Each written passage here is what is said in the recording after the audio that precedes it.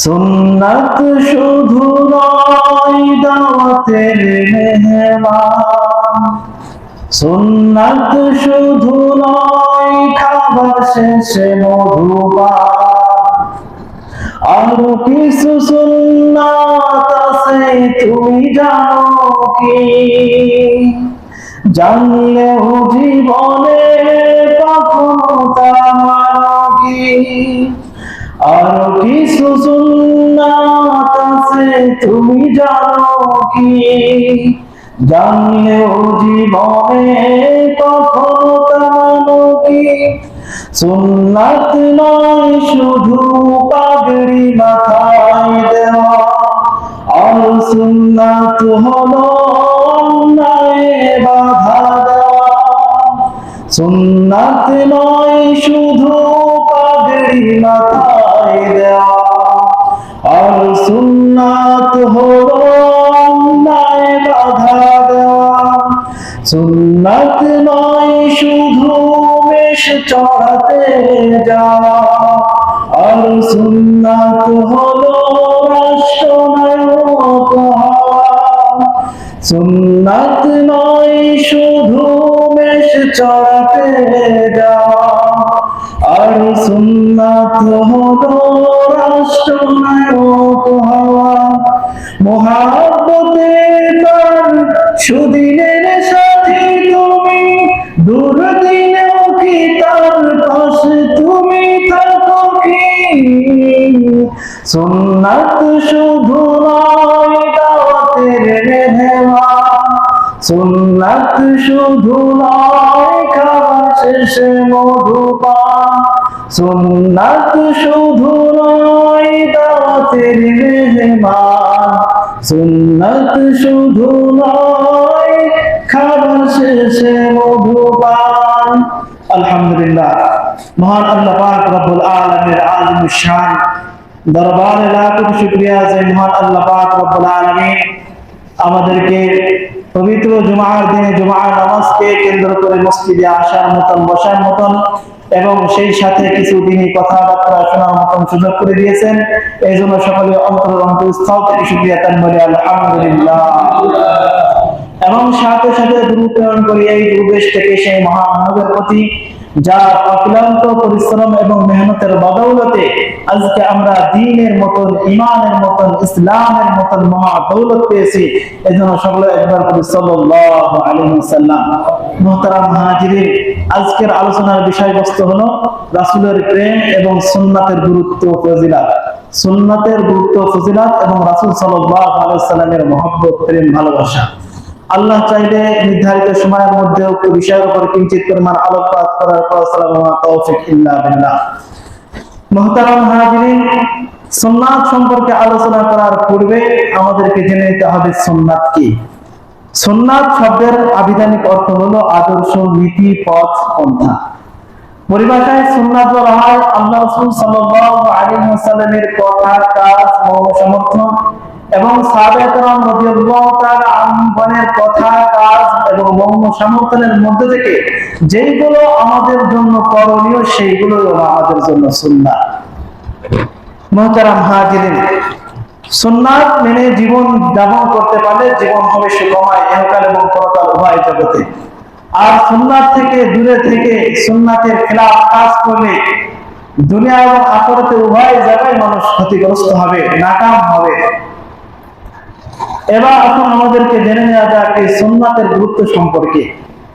সুন্নাতের অনুসরণ বোঝার গুরুত্ব বোঝাতে গিয়ে মহান আল্লাহ পাক রব্বুল আলামিন পবিত্র কালামুল্লাহ শরীফের মধ্যে বলতেছেন, ইয়া আইয়ুহাল্লাযীনা আমানু আতিউল্লাহ ওয়া আতিউর রাসূল ওয়া লা তুবতিলু আমালাকুম।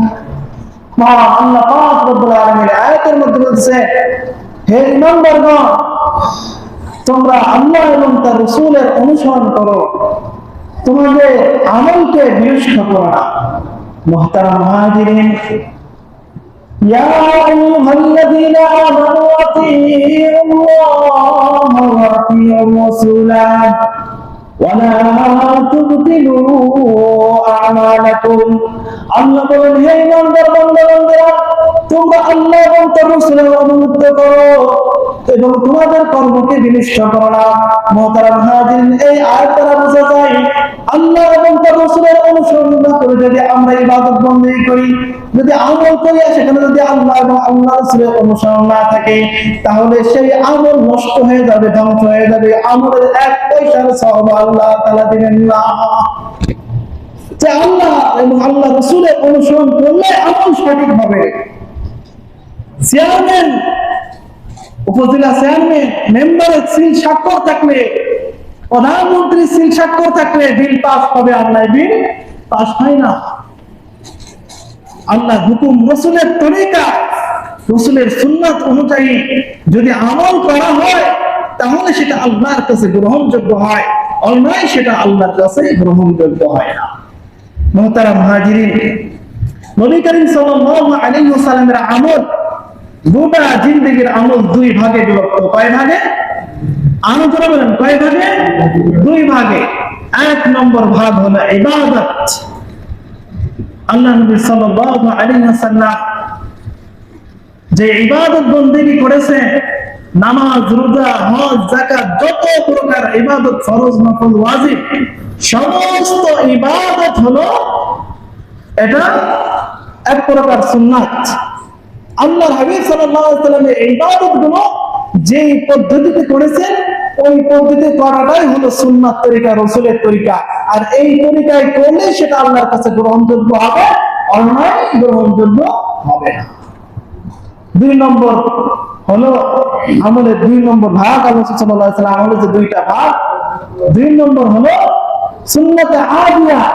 আল্লাহ সাল্লাল্লাহু আলাইহি ওয়াসাল্লাম অভ্যাসগত ভাবে যেগুলো করেছেন, আল্লাহ সাল্লাল্লাহু আলাইহি ওয়াসাল্লামের কর্ম, রীতিনীতি, খাওয়া দাওয়া, চলাফেরা, যাবতীয় যে কাজগুলো আছে, এইগুলোর ক্ষেত্রে সুন্নাতের অনুসরণ করা, এইগুলো আমার রাসূল, আমার রাসূলের সাহাবায়ে কেরাম রাদিয়াল্লাহু তাআলা আনহুম কিভাবে করেছেন, এইটা লক্ষ্য করে চলা, এটাও সুন্নাত। সুতরাং আমরা যদি উভয় আমলের ক্ষেত্রে, রাসূলের উভয় আমলের ক্ষেত্রে যদি আমরা সুন্নাত তরিকায় রাসূলের অনুসরণ করে যদি আমরা চলতে পারি, আমল করতে পারি, তাহলে আল্লাহ পাক রব্বুল আলামিন এর বিনিময়ে আমাদের ইবাদতকে গ্রহণ করবেন, কবুল করবেন এবং অসংখ্য অগণিত সওয়াব দান করবেন। সুবহানাল্লাহ। মুহতারাম হাজিরিন, সকল কাজে সুন্নাত রাসূল সাল্লাল্লাহু আলাইহি ওয়াসাল্লামের অনুসরণ করতে হবে। আল্লাহ পাক রব্বুল আলামিন বলেন, ওয়ামা আতাকুম রাসূলু ফাখুযুহু ওয়ামা নাহাকুম আনহু ফান্তাহু। আমার রাসূল যেগুলো তোমাদের কাছে নিয়ে আসছে সেগুলোকে গ্রহণ করো, এবং যেগুলো থেকে তোমাদেরকে নিষেধ করেছে সেগুলো থেকে বিরত থাকো। আল্লাহ কি বলে? যে আমার রাসূল তোমাদের কাছে যেগুলো আমি আল্লাহর পক্ষ থেকে নিয়ে গেছি সেইগুলো তোমরা গ্রহণ করো, সেই অনুযায়ী জীবন বিধান পরিচালনা করো। আর আমার রাসূল যেইগুলো থেকে তোমাদেরকে নিষেধ করবে সেইগুলো থেকে তোমরা বিরত থাকো। ওমা আতাকুমুর রাসূলু ফাখুযুহু ওমা নাহাকুম আনহু ফান্তাহু ওয়াত্তাকুল্লাহ ইন্নাল্লাহা শাদীদুল ইকাব। আল্লাহকে ভয় করো, এটা আমি আল্লাহর আদেশ। আল্লাহকে ভয় করো, জেনে রাখো আল্লাহ তাআলার শাস্তি বড় কঠিন, বড় কঠিন, মজবুত শাস্তি। এই শাস্তি সহ্য করার মতন ক্ষমতা বান্দা তোমার নেই। সুতরাং এই শাস্তিকে ভয় করে আমরা রাসূল যেগুলো তোমাদের কাছে পৌঁছায় দিয়েছে, রাসূলের নায়েবে রাসূল উলামায়ে কেরাম, আল উলামা ওয়ারাসাতুল আমবিয়া, উলামায়ে কেরাম রাসূলের পক্ষ থেকে যেগুলো তোমাদের কাছে পৌঁছে দিয়েছে এইগুলোকে আঁকড়ে ধরো। ওমা আতাকুমুর রাসূল ফাখুযুহু ওমা নাহাকুম আনহু। উলামায়ে কেরাম রাসূল সাল্লাল্লাহু আলাইহি ওয়াসাল্লামের উদ্ধৃতি দিয়ে, হাদিস দিয়ে, কোরআনের আয়াত দিয়ে যে সমস্ত কাজ থেকে বিরত থাকতে বলে সেখান থেকে বিরত থাকো।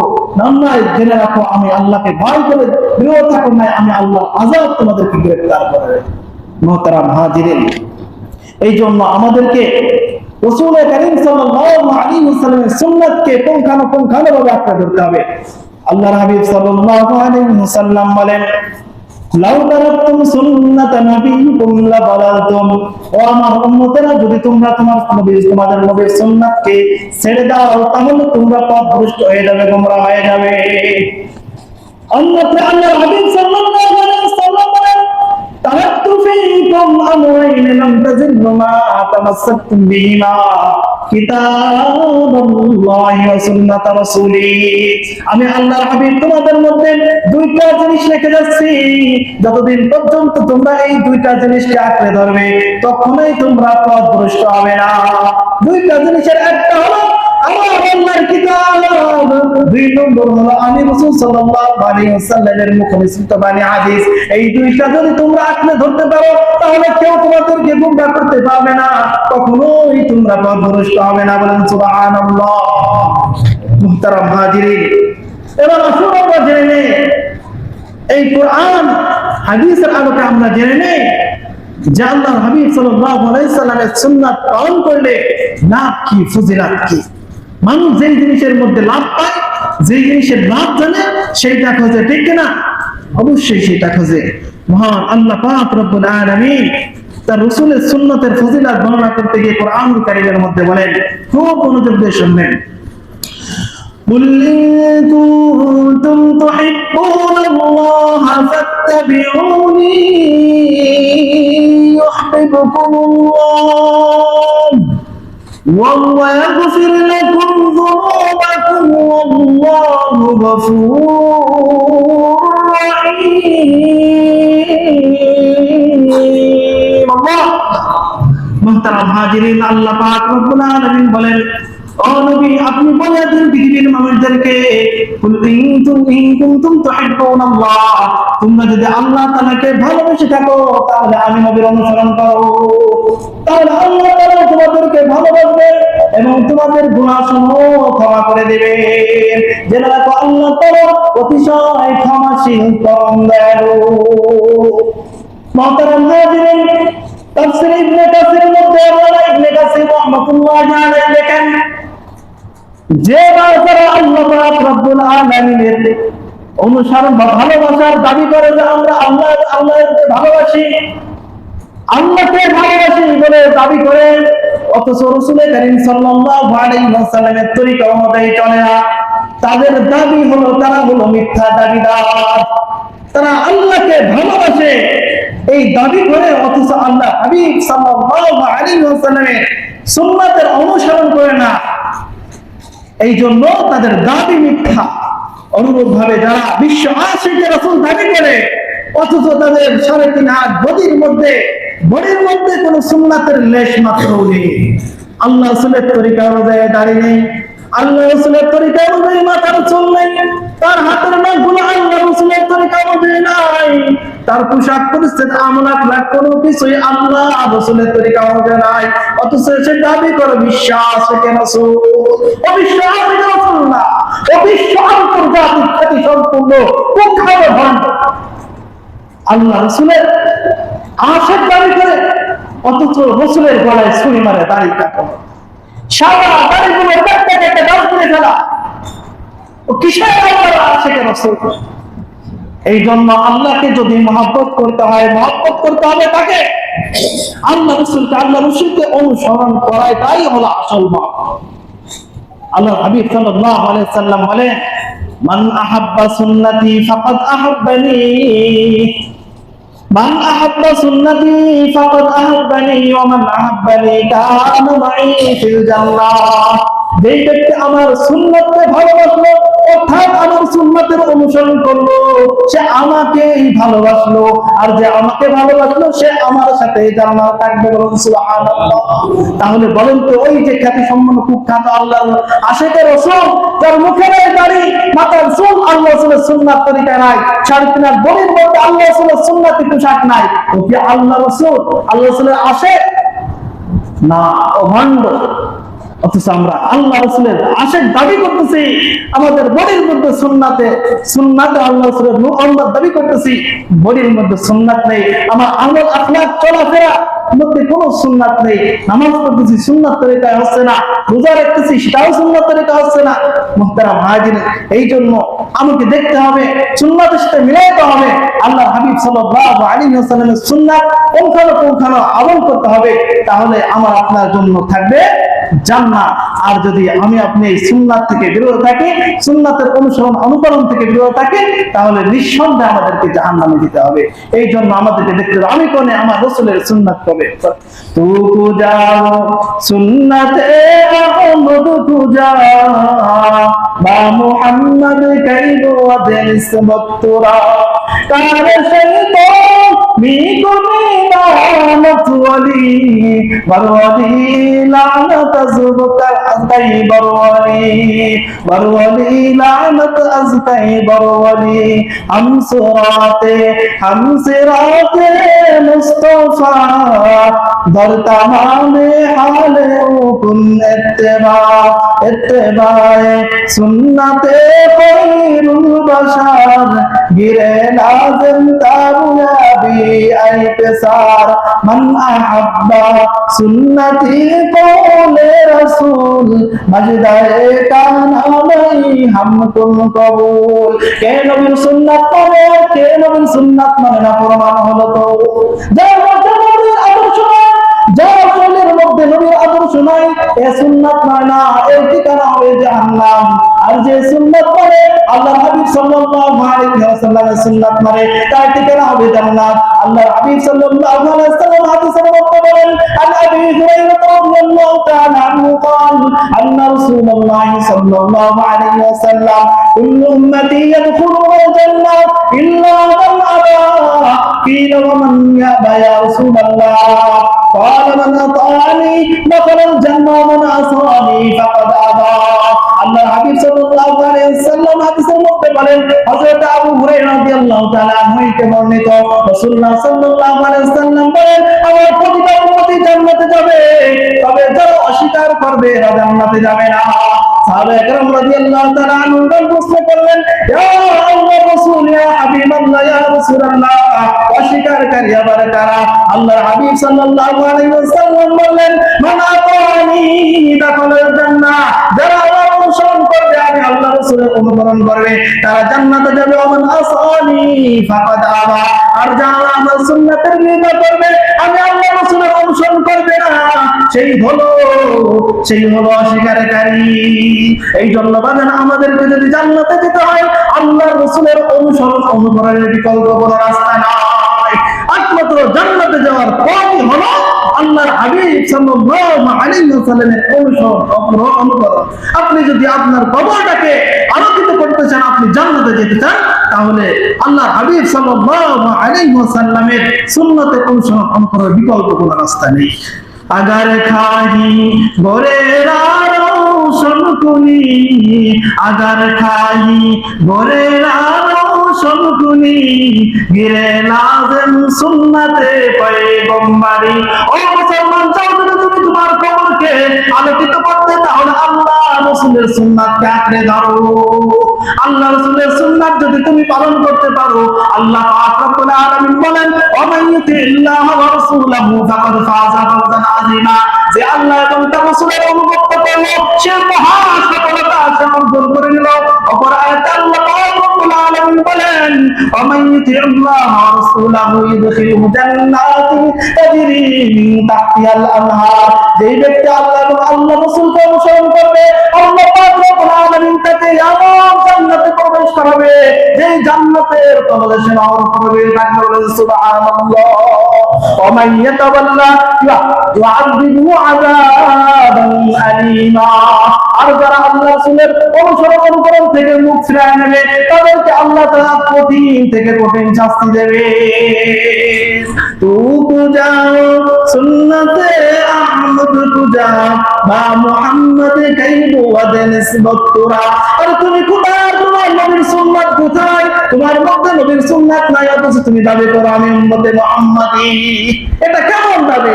তোমার মিথ্যা দাবি যে আল্লাহ রাসূলের সুন্নাত তোমার মধ্যে নাই, অথচ তুমি দাবি করতেছো কি আমি আশিকে রাসূল, আমি নবীর উম্মত।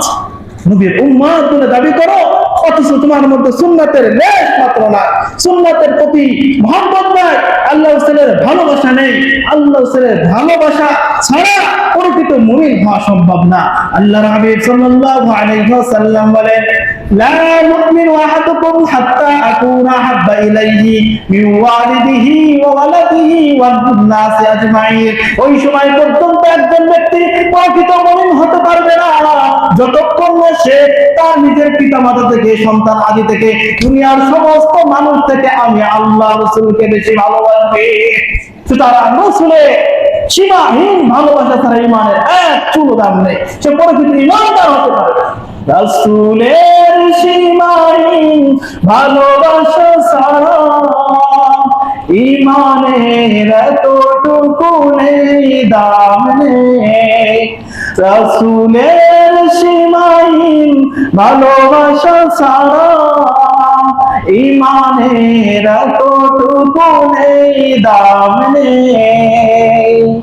ঈমানের গভীরতা তার বুকে কত, পরখ করার দিন এলো সামনে। রাসূলের সীমাহীন ভালোবাসা ছাড়া ঈমানের এতটুকু নেই, দাম নেই। রাসূলের ভালোবাসা ছাড়া ঈমানের দাম আছে নাকি? আছে। রাসূলের ভালোবাসা, মহব্বত ছাড়া, সুন্নতের অনুসরণ ছাড়া ঈমানের বিন্দু পরিমাণ দাম নেই। মুহতারাম হাজিরিন, আজ তো সুন্নাত মানা দূরের কথা, আজ তো আমার আপনার নবীকে নিয়ে, আমার আপনার নবীর চার পর্যন্ত নবীর শান আঘাত করে কাদিয়ানীরা দখল করে রাখেছে, কি রাখে না?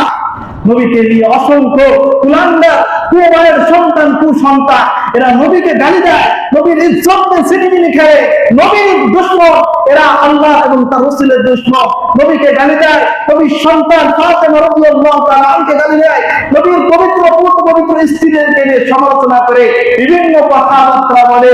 এই সমস্ত মানব পাপী সমাজের কি বিচার হওয়ার দরকার আছে কিনা? আছে কিনা? এই জন্য আমাদেরকে আমাদের দেশ প্রধানদের কাছে, দেশ মরণদের কাছে আমাদেরকে দাবি করতে হবে যে নবীর যারা দুশমন, নবীর যারা গালি দিবে, নবীর সম্মান যারা আঘাত আনবে, এটা কোন বংশ, কোন ধর্মের, কোন জাতি, কার সন্তান, এদের কোন বংশ পরিচয় নয়। ও আন্তর্জাতিক খ্যাতি সম্পন্ন দেয়াবে, ওর শাস্তি হলে একমাত্র মৃত্যুদণ্ড। বলেন ঠিক কিনা? নবীর পরে নবী নাই, সংসদে আইন চাই। নবীর পরে নবী নাই, সংসদে আইন চাই। কাদিয়ানীরা কাফের। আজ কাদিয়ানীরা যে নবী বলেছেন আমার খোলাম নবী কি না, নবী আবাদি, আমি হলাম শেষ নবী, আমার পরে আর কোন নবী নাই, সেই নবীর পরে কাদিয়ানী গোলাম আহমদ কাদিয়ানী ভারতবর্ষ থেকে নবীর দাবি করে নবীর মান সম্মানের উপর আঘাত এনেছে, নবীর চেয়ারকে দখল করেছে। এই ভণ্ডদেরকে রাষ্ট্রীয়ভাবে সংসদ থেকে কাফের ঘোষণা আমরা এই মুসলমান দেশে দেখতে চাই। আপনারা চান কিনা? মহান রব্বুল আলামিন আমাদেরকে এই নবীর ভালোবাসায় উদ্বুদ্ধ হওয়ার মতন তৌফিক দান করুন। মুহতারাম হাজিরিন, নবীকে যারা গালি দেবে, যদি তাদের পক্ষপাতিত্ব নিয়ে কোনো এমপি, কোনো মন্ত্রী, কোনো পুলিশ প্রশাসন যদি কথা বলে, আমরা তার বিরুদ্ধে রুখে দাঁড়াবো কিনা? বলে মুহতারাম হাজিরিন, এই জন্য যদি তারা এইভাবে যুক্তি দিয়ে বলে যে নবীকে তারা তো গালি দিয়েছে মুখ দিয়ে, এরা তার বাক স্বাধীনতা, আমিও বলবো আমার নবীকে গালি দিয়ে যদি তার বাক স্বাধীনতা হয়, আমার এই হাত দ্বারা তাকে আমি কতল করবো, আমার হাতের স্বাধীনতা। মুহতারাম হাজিরিন, এই জন্য নবীর প্রেম বুকে নিয়ে আল্লাহ রাসূলের আশিক হিসেবে দুনিয়ার বুকে যদি এক সেকেন্ড বেঁচে থাকা সম্ভব হয়, এক সেকেন্ড বেঁচে থাকবো। বিড়ালের মতন, কুকুরের মতন, শিয়ালের মতন এই 60-70 বছর বেঁচে থেকে করা লাভ না। এই জন্য আমাদেরকে আমাদের রাসূলের সীমাহীন ভালোবাসা অন্তরে নিয়ে রাসূলের সুন্নাতকে আঁকড়ে ধরতে হবে। রাসূলের সুন্নাতগুলো খুঁজে খুঁজে, যে সুন্নাতের উপর আমল নেই সেই সুন্নাতগুলো খুঁজে খুঁজে আমল করতে হবে। এবং নবীর প্রেমে উজ্জীবিত হয়ে যারা রাসূলের বিরোধিতা করবে, আল্লাহর বিরোধিতা করবে, তাদের বিপক্ষে রুখে দাঁড়াতে হবে। এটাই হলো ঈমানের দাবি, এটাই একজন ঈমানদারের কাজ। আল্লাহ পাক রব্বুল আলামিন আমাদেরকে রাসূলের সুন্নাতের উপরে আমল করার মতন তৌফিক দান করুন এবং নবীর দুশমন, নবীর ইজ্জতের দুশমনদের বিপক্ষে রুখে দাঁড়ানোর মতন তৌফিক দান করুন। বলেন আমিন। ওয়া আখিরু দাওয়ানা আলহামদুলিল্লাহি রাব্বিল আলামিন।